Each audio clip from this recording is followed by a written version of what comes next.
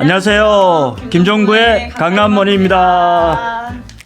네, 성무님 오늘은 예. 또 어떤 재미있는 주제를 가져와서 굉장히 궁금한데요. 예. 혹시 짧게 어떤 주제인지 먼저 간략하게 말씀해 주시고 예. 설명해 주시면 좋을 것 같아요.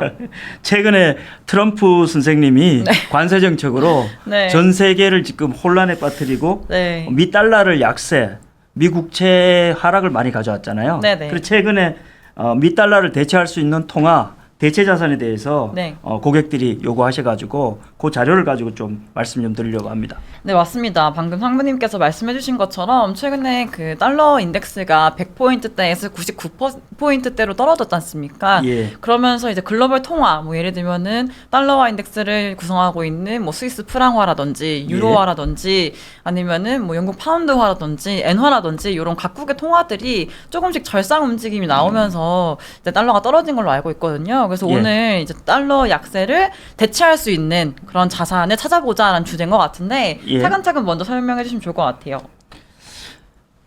기축 통화인 달러 다음에 가장 생각나는 게 유로화죠. 네. 지금 유럽 기준금리가 한 2.4%, 우리나라하고 조금 비슷한데 전체적으로 지금 유로존은 경제가 굉장히 안 좋잖아요. 네. 제가 이때까지 근무하고 또는 전 세계 경제 서베이하고 유로존이 경제 좋아진다는 말을 들어본 적이 없거든요. 매번 기대만 하는데 기대에 부응하지 못하고 있죠. 예, 네, 항상. 그렇지만 통화는 조금 달러를 대체할 수 있는 통화라고 제2 넘버 2 통화니까 그 발행 채권이라든지 찾는 분이 있어가지고 그 설명 좀 드리도록 하겠습니다. 네. 그리고 엔화 네. 최근에 일본이 기준금리를 조금 올렸죠. 네. 0.5% 지금 기준금리가 되면서 네. 엔에 대해서 워낙 엔화가 많이 떨어졌다가 원화 대비 반등하고 있어가지고 엔 관련 지금 대체 통화 네. 투자를 하시는 분들이 있어가 그거 좀 설명 좀 드리도록 하겠습니다. 네. 예.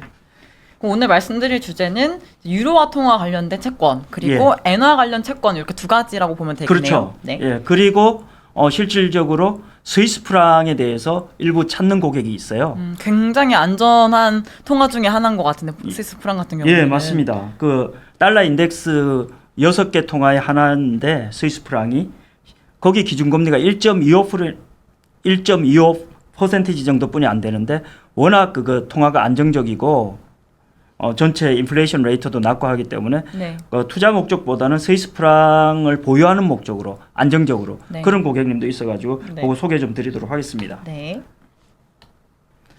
그러면 저 빗달러와 해외 채권에 대해서 하나하나 설명을 좀 드릴게요. 네. 실전 사례를 통해서 유로화 보시면 실질적으로 유로존에서 가장 경제가 좋은 나라가 어딜까요? 경제가 좋은 나라요? 예. 독일일까요? 독일. 예. 넘버 원이 독일이고 넘버 투가 프랑스입니다. 프랑스. 네. 그러니까 유럽의 스토리를 말씀드리자면 유럽 중앙은행이 독일의 프랑크푸르트에 있습니다. 그 ECB 중앙은행이. 그러면서 항상 독일하고 프랑스가 총재는 항상 프랑스인이 선정이 되죠. 왜냐하면 독일이 워낙 유럽 전체를 가지고 좌지우지하고 장난친다는 그런 느낌을 안 가지도록 항상 드라기 총재 이탈리아 사람 아니었나요? 예, 가끔가다 이탈리아 사람도 있죠. 예를 있으니까. 최근에는 이제 라가르드 총재는 프랑스 사람이긴 하죠. 예, 네, 네. 그러니까 항상 그 스토리를 보시면 ECB의 중앙은행 총재는 프랑스인이 갖고 있고 그리고 헤드쿼터는 독일에 거기가 프랑크푸르트가 어째 보시면 그 로스차일드가의 헤드쿼터거든요. 그런 스토리를 가지고 접근하면 좀 더 재밌지 않을까. 그 유로존에서 지금 유로화로 가지고 프랑스 국채나 독일 국채를 사면 네. 연 3에서 한 4% 정도 나오는 거 있습니다. 이태리 국채까지. 그 네네네. 첫 번째 한번 보시죠. 네. 도이칠란드 2.5로 발행한 2054년 8월 15일 만기 국채가 100유로짜리가 실질적으로 94유로 내외에서 거래가 되기 때문에 이런 국채를 많이 찾고 계십니다. 달러 대체로. 네네. 그리고 회사채로 보시면 폭스바겐이라는 회사도 있습니다. 폭스바겐. 폭스바겐 회사 14년 남은 그 유로화 국채가 실질적으로 YTM 기준으로 1년에 한 4% 이상 수익을 거두죠. 그러니까 이런 달러 대체 자산으로 고객들이 요구하셔가지고 저희가 딜리버리 할 수 있습니다.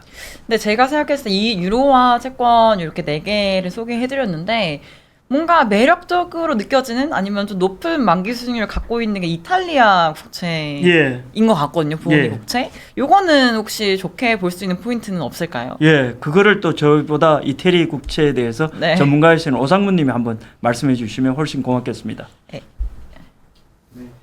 이탈리아는 지금까지 한동안 이제 예전에 금융위기 때 이탈리아 재정 적자 때문에 오랫동안 문제의 유럽 국가로 오명을 남기기도 했었는데요. 네. 최근에 한 2, 3년 동안 나름 구조 조정이 진행되면서 그 재정 적자도 줄어드는, 여전히 재정 적자가 타 국가보다는 높지만 재정 네. 적자도 감소되는 추세면서 국내 경기가 활성화되다 보니까 지금 국제 신용평가사에서도 그 신용등급 전망을 긍정적으로 네. 전환시켜준, 업그레이드 시켜준 유일한 유럽 국가들 중에 하나예요. 네.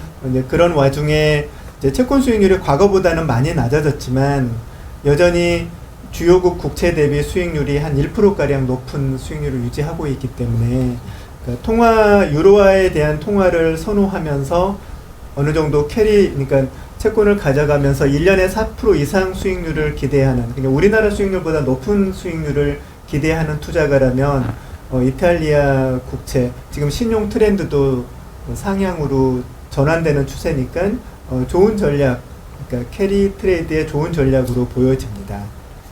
한 가지 궁금한 것은 여기 써 있는 가격은 100.9유로지 않습니까? 네. 그러면은 이게 만기까지 보유하면 결국에 100유로가 될 텐데. 네네네. 그러면은 만약에 지금 구매하게 됐을 때는 만기까지 보유 네, 하더라도 이 괜찮을까요? 그런데 이 채권은 지금 만기가 30년 남은 채권을 지금 예시로 들어놨고요. 물론 이제 더 짧은 만기 채권도 있지만 저희가 전략적으로 이제 금리를 미리 고정시켜서 장기채를 선호하는 고객들 취향을 맞춰서 지금 예를 들어놓은 것이긴 하지만 네. 30년 후에, 그러니까 지금 100을 투자해서 30년 후에 100을 받는 거기 때문에 30년 후에 1을 못 받는 거는 아주 미비한 그런 손실인 거고, 네. 대신 그 기간 동안 30년 기간 동안에 매년 4.3% 이자를 쿠폰을. 받는 거거든요. 네. 그렇기 때문에 그래서 이제 만기 수익률은 4.29로 조금 낮아진 거죠. 네. 지금 현재 나중에 1을 못 받는 대신에 지금 4.3%를 계속해서 30년 동안 픽스해서 받으니까요. 네네. 그렇게 이해해 주시면 될 것 같습니다. 네, 감사합니다. 예, 그리고 두 번째로 가깝고도 못 나라 엔화 발행 네. 안정적인 채권 소개해 드릴게요. 그 워런 버핏 지주회사죠. 버크셔 해스웨이가 유로존에서 발행한 엔화로 발행한 채권이 실질적으로 1.6% 정도 만기 수익률을 가져가요. 6년 남은 게. 네. 그 등급도 AA입니다. 그리고 프랑스 전력공사. 참고로 저희가 그 원전에 대해서 정책적으로 굉장히 마이너스 요인이 있거나 그 힘들 때 프랑스 전력공사가 세계 넘버 2, 넘버 1을 또 원전에서 해가지고 그 회사에 발행한 채권이 엔화로 발행한 채권이 한 1.6% 이자를 거두고 있습니다. 일본 기준금리가 0.5%이기 때문에 실질적으로 은행의 외화 정기예금 엔화 베이스로 입금을 시키셔도 이 정도 금리가 안 나옵니다. 그리고 저희 투자의 목적이 보면 안전한 대체 자산, 대체 네. 통화이기 때문에 그걸 생각하시고 고객들이 요걸 많이 요구하셔가지고 저희가 추천해 드렸습니다. 이거는 주의하셔야 될 점이 이제 일본 시장에 상장된 게 아니라 예, 이제 엔화로 유로존 시장에 유럽 시장에 상장되어 있는 거잖아요. 그렇죠. 예. 그렇죠. 네.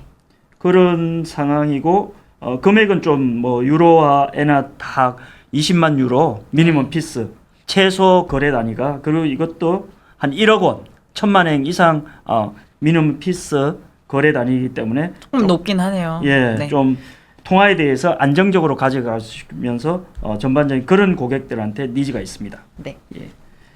그리고 스위스 프랑 실질적으로 스위스 기준금리가 1.25%이기 때문에 그렇게 YTM 만기 수익률이 그렇게 많이 안 나옵니다. 네. 그렇지만 종전에 말씀드린 대로 네.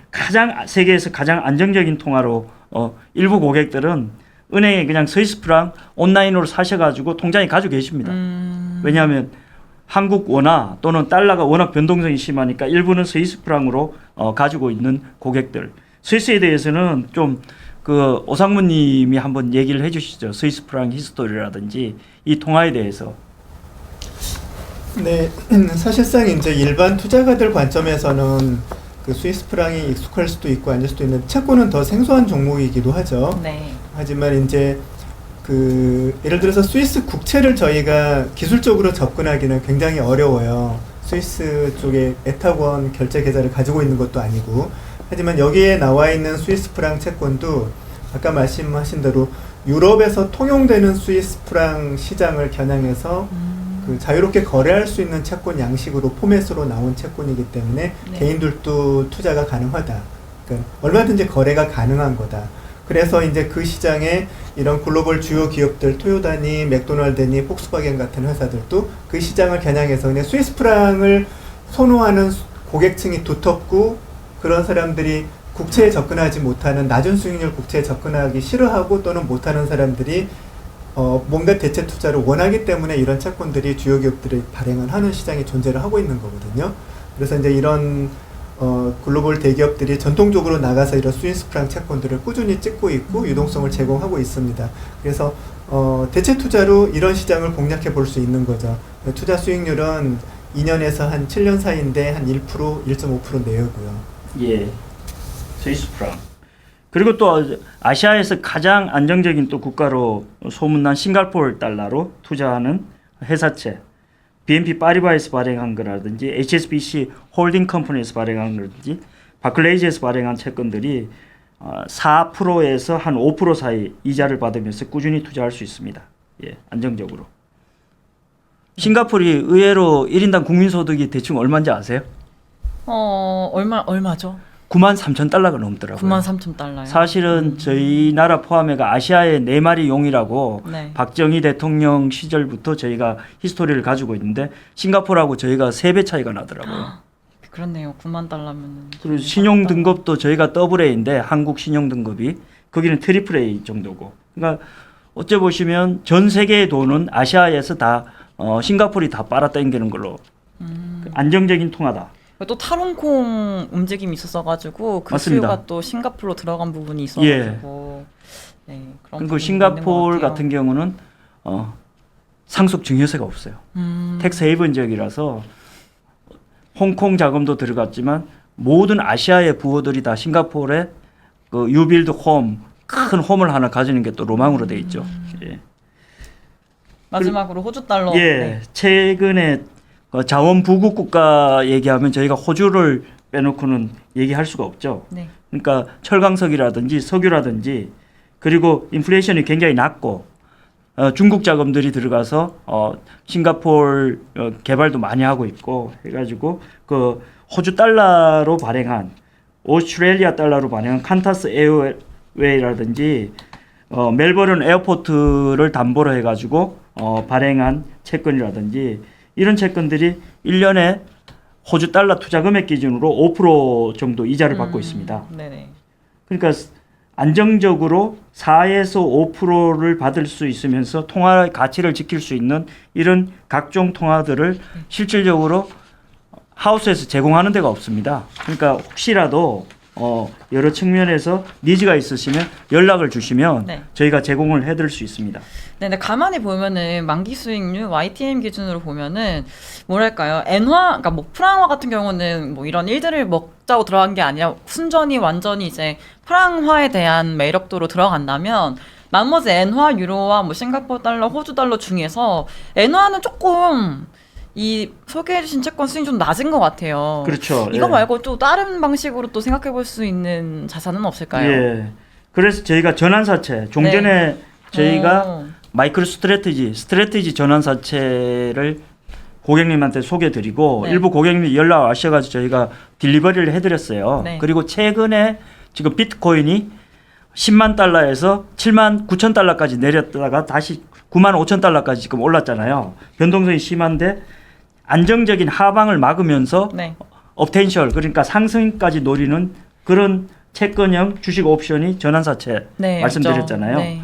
그러니까 일본 엔화 같은 경우는 한번 보시면 GMO 페이먼트에서 발행한 전환사채가 있습니다. 참고로 GMO 페이먼트는 일본 내 온라인 결제 선두주자입니다.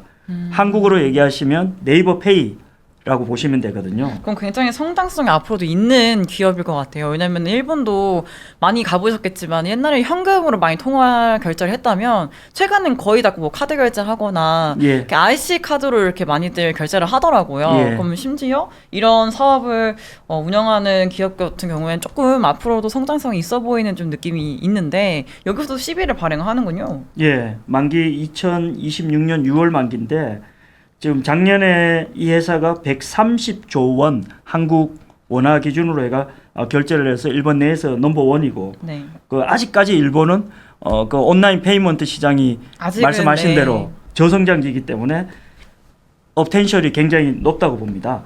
그런 상황인데 신용 등급도 A- 등급입니다. 높은 편이네요. 예, 트리플 B 이상이면 투자 등급. 예, 투자 네, I 증격 등급이니까. 10이라서 네. 그리고 쿠폰이 제로잖아요. 네.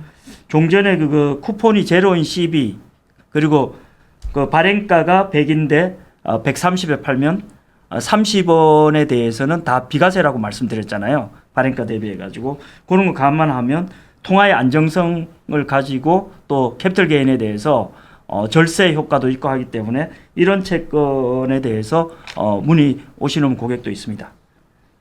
GMO 페이먼트 말고도 다른 것도 또 추가로 설명해 주시면 어떤 그 기업, 어떤 발행사 CB가 좀 매력적일 수 있을까요? 엔화 기준으로 네, 따지면 엔화 기준으로. 제일 밑에 보시면 N 기준으로 다케시마야라고 있습니다. 다카시마야 백화점. 예. 일본에 그 일본 말로 다카시마야라고 다카시마야. 그럽니까? 네네네. 다카시마야. 일본을 워낙 잘하시니까. 네. 백화점이라고는 누구나 다 알고 있죠. 2028년 12월 만기 발행 엔화 표시 10인데 실질적으로 전환 페널티가 102가 넘습니다. 이미 이거는 그 주가가 많이 올라간 그렇죠. 또 CB일 수 있겠네요. 예. 그리고 채권 가격도 100이 아니고 116까지 올랐습니다. 오버파입니다. 프리미엄이 네. 많이 붙었어요. 등급도 좋고. 그렇지만 최근에 회사 실적도 좋아지고 하기 때문에 이 채권에 대해서 좀 니즈가 있으신 분, 그냥 엔화를 가지고 있으시고 통장에 넣어놓고 나면 이자가 안 붙으니까 실질적으로 이 채권이 왜 메리트가 있는가 하면 만기 2028년 12월에는 116으로 산 채권이 100으로 우리는 상환받잖아요. 네. 마이너스 연 4.2%가 나와요. 그렇지만 향후에 업텐셜이라든지 엔화의 가치 상승이라든지 이런 거를 보고 일부 찾는 고객도 있고 합니다. 그리고 뭐 만기까지 보유하지 않더라도 중간에 채권을 10일 아예 팔거나 아니면 전환을 해가지고 주식도 차익을 그렇죠. 또 확보할 수 있는 부분도 있으니까요. 예, 맞습니다. 예. 타카시마야 백화점 같은 경우에는 뭐 일본의 유수에도 백화점도 많지만 이렇게 외국인들한테는 5% 할인 쿠폰을 또 그래요? 제공하는 백화점 중에 하나인 걸로 알고 있어요. 음. 그래서 외국인들이 요즘에 일본은 굉장히 뭐 작년부터 많이 갔었지 않습니까? 그런 외국인들의 또 수요, 아니면 소비도 이 실적 이 상승에 견인을 한 것 같아요. 그래서 앞으로도 만약에 뭐 엔화가 빠르게 강세만 되지 않는다면은 타 통화 대비해서 아직은 좀 절하가 되어 있다 보니까 이제 외국인들이 계속 이렇게 유입이 될 경우에는 뭐 이런 좀 할인을 제공하는 백화점 쪽으로 많이 갈 거지 않습니까? 외국인 예. 관광객들도 여전히 조금은 성장성이 있어 보이는 기업이지 않을까라는 생각을 조금 개인적으로 할 수 있을 것 같아요. 네네네. 원래 워낙 일본 통이시니까 잘 새겨 듣겠습니다. 까지는 아니고요. 네네네. 아무튼 그런 것 같아요. 네. 그리고 유로화 표시로 어차피 이번 주제는 US 달러 대비해 가지고 안정적인 통화가 어디냐. 네. 그러니까 엔화 유로화 대비가 추천을 드렸고 그 유로화 발행 책 전환사채에 대해서 한 두 가지 말씀드릴게요. 네. 루프한자 독일 항공사죠. 항공사죠. 네. 예. 이 회사가 발행한 전환사채 유로화로 발행한 전환사채인데 만기도 짧습니다. 2025년 몇 개월밖에 안 11월 남았어요. 만기. 네. 예. 쿠폰도 2.0으로 2%로 발행했어요. 네. 실질적으로 지금 채권 가격은 100인데 발행가가 100인데 101이 넘었습니다. 그리고 트리플 B고 안정적인 또 채권이고 만기도 얼마 남지 않았으니까 네. 페널티 전환 비율이 지금 73입니다. 요런 채권에 대해서 좀 수요가 있죠. 안정적이고. 예. 유로화. 만기도 짧고 쿠폰도 2%고 전환 페널티가 상대적으로 엄청 낮지는 않지만 그래도 최근에 그 성과를 보시면 그래도 플러스로 조금씩 개선되고 있는 거 보면은 전환이 이게 또 될까요? 100 넘어갈 수 있을까요? 최근에 그거 사실은 마이크로 스트래티지 전환사채를 저희가 팔았잖아요. 네. 그 사례를 말씀드릴게요.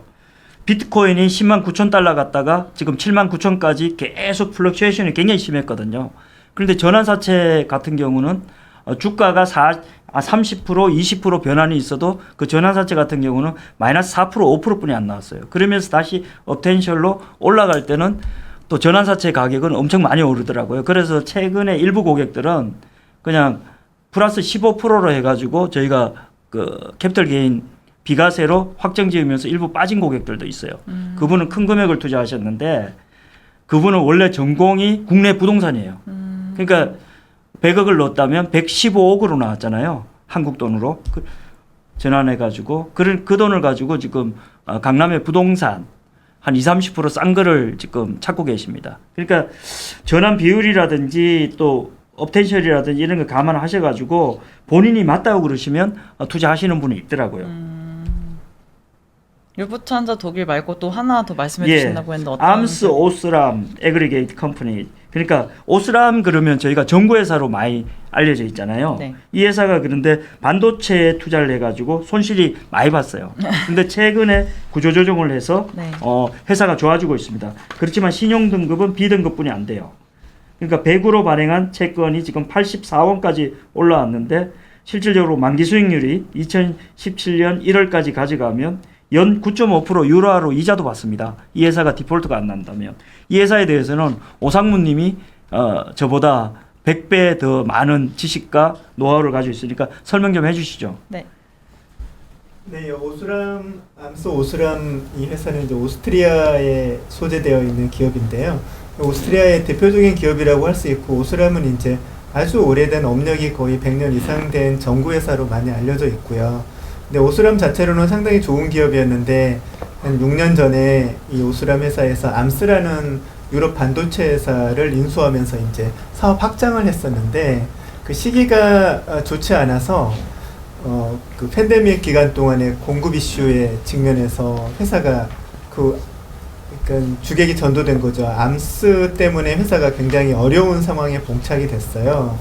근데 이걸 떨어내지도 못하고 설비 투자도 많이 해놓은 상태인데 수익이 나지 않았는데 최근에 이제 이 반도체 부분을 그 트림다운 어떻게 설명합니까? 주요 사업 부분만 남겨놓고 많이 정리를 했고 네. 그 털어나온 그 구조조정에 대한 그 성과가 한 24년부터 지금 나타나면서 신용등급이 급격히 떨어졌다가 이제 바닥을 찍고 서서히 턴어라운드를 지금 준비 중인 이제 업체로 지금 평가를 받고 있고 실질적으로 2024년에 이제 그 플러스 캐시플로우를 달성을 했어요. 그래서 예. 여전히 이제 조금 갈 길은 멀기는 한데 그 싱글 B라는 등급에 대한 부담감이 있는데 지금은 이제 더 하방으로 밑으로 내려갈 기대는 시장에서 하지 않고 이제 앞으로 이제 이 턴어라운드가 어떻게 진행되냐에 따라서 약간의 이제 상승 포텐셜을 가지고 있다라고 지금 평가를 받는 이제 상황이고요.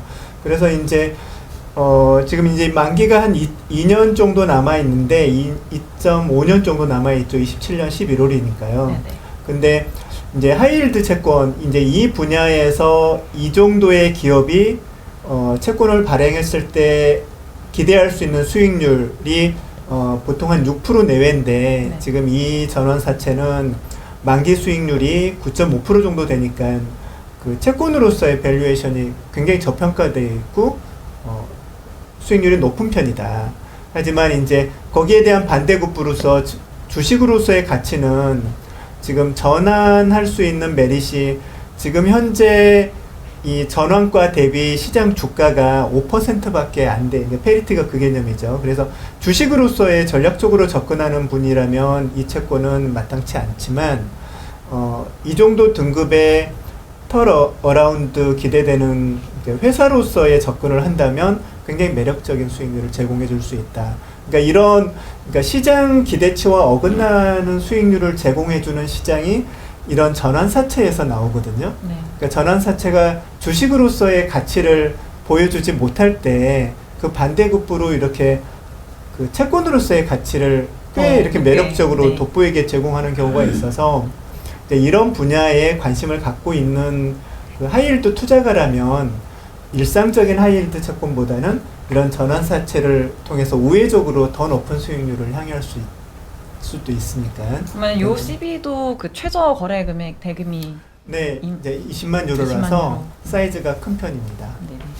그 좀 그래도 고액 자산가분들이시라면은 충분히 접근을 하실 수 있는 금액이기 예. 때문에 요즘 말씀드렸던 것처럼 달러화가 좀 약세 움직임 보이다 보니까 다른 좀 통화 절상을 노릴 수 있는 통화 자산에 대해서 좀 찾고 있다. 그런데 말씀 주신 것처럼 일반적인 하이힐드 수준 같은 그 동급 그 크레딧 대비해 가지고 그 발생할 수 있는 수익률도 높은 것 중에 하나가 방금 말씀해 주셨던 요 그 암스 오스만이라는 예. 그 기업의 CB인 것 같아요. 그래서 아무튼간에 저희가 굉장히 다양한 오늘 그 상품을 소개해드렸는데 예. 이 상품 외에도 또 더 많은 또 상품을 취급을 하시다 보니까 관심 예. 있으신 뭐 상품들이 있으시면요 주저 마시고 연락 주시면 될 것 같고 예. 오늘 또 한마디 마지막 한마디 또 해주시면 그러니까 어떤 말씀이 될까요? 실질적으로 네. 지금 US 달러하고 미 국채가 흔들리니까 네. 거기에 대한 반사이익을 받는 또는 안정적인 통화를 대비해 가지고 네. 은행에 넣는 것보다 이 안정적인 CB라든지 채권을 사가지고 YTM을 1%에서 2% 높이는 네.